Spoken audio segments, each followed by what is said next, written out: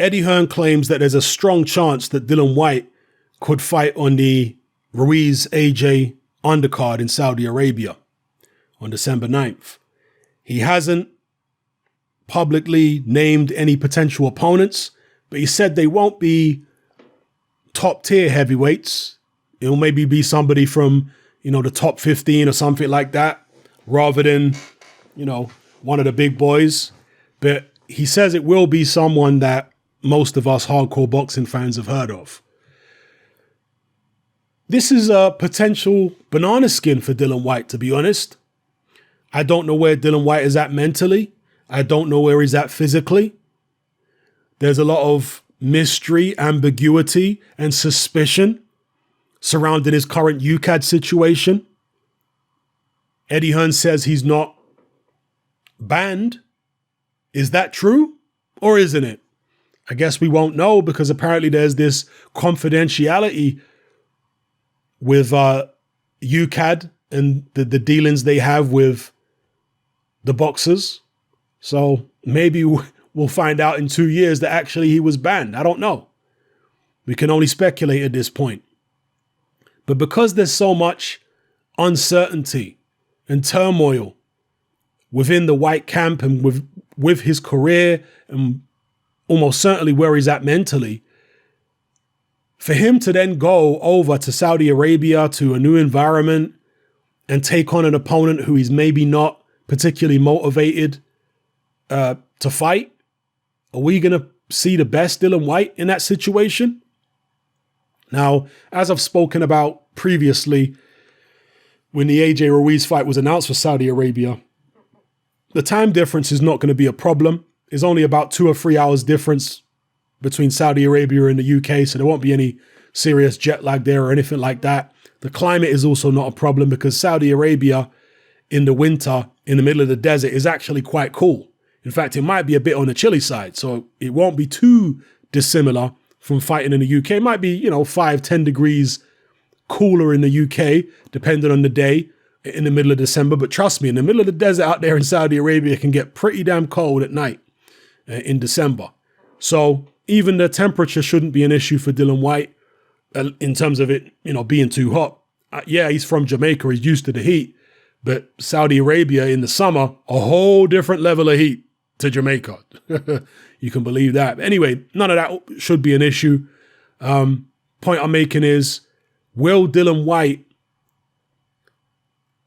be vulnerable to an upset if they put him in there against somebody who's maybe top 15, not expected to beat him, and Dillian Whyte is maybe not 100% with it mentally because of all what's been going on in his career and fighting, out of his comfort zone. Maybe the crowd are not as enthusiastic for him. He doesn't feel that kind of buzz, and he just feels a little flat. It's just a little run out for him. He could come unstuck. Fighters do in them situations there, because this fight doesn't really mean anything. On top of all the stuff I've already talked about, you've got the fact that Dillian Whyte now can't see an end in sight with regards to the WBC. He was thinking that he's on the verge of a title shot, that he'd be getting the mandatory next, but now Tyson Fury's leapfrogged him. So he's kind of in the wilderness at the moment, Dillian Whyte. What's going to happen? Who knows, man? Let me know what you guys think in the comment section below. Who do you think Dillian Whyte could fight in Saudi Arabia? Who are some of the top 15 names? In fact, let me get the top 15 up and have a look at the potential names. Now, when Eddie Hearn said top 15, did he mean top 15 in one of the sanctioning bodies, or did he mean top 15 in the BoxRec rankings, or maybe a different rankings, Ring Magazine or whoever? Well, the sanctioning body rankings are here. We can have a look at the top 15. Who could Dillian Whyte potentially fight, let's say, in the WBO? Romanov, don't know who he is, but I doubt he'd fight him. Schwartz is a possibility. Takam, that's a potential banana skin. Takam's real tough, as we all know. But Schwartz would be a possibility, although, you know, he was scathing of Tyson Fury fighting Tom Schwartz. So if he didn't put on a similar performance, it's not going to look good for him, is it? There's a Cuban here called Faur. I don't know how to pronounce that name. Caballel, Tricky, McKean. I mean, look, these fights are winnable fights for Dillian Whyte, obviously. But again, are they potential banana skins if he's undermotivated? Don't know who these people are. IBF rankings, is there anyone else there? Gerald Washington, maybe? If they're just looking for a run out. Kuzmin, Otto Wallen. Yeah, maybe you could get one of those guys in. Who else have they got?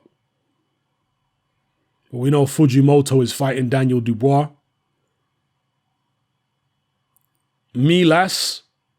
Never seen him fight before. Ivan Ditchko, now they're not going. Freza Kendo, oh hell no. I hope they don't. If Dylan don't fight Freza Kendo, oh God. Who else is here? Lovejoy, no idea who that is, 18-0. There are some heavyweights here I need to look up because I've never seen these people before. All right, who else have we got? Let's have a look at the BoxRec rankings, top 15s. Anyone else that wasn't already included? Dominic Brazil's number 15. He's apparently been calling out Adam Kaunaki, Dominic Brazil. So could they get Brazil over to Saudi Arabia for Dillian Whyte to fight him? Maybe. Ortiz, yeah. So let me know what you guys think in the comment section below. Who would you like to see Dillian Whyte fight in Saudi Arabia? Do you want to even see him fight at all? I know that a lot of people are deeply suspicious of Dillian Whyte, given the circumstances of his UCAD situation. And I can't blame you for being deeply suspicious. I'm not telling anybody to say that Dillian Whyte is innocent.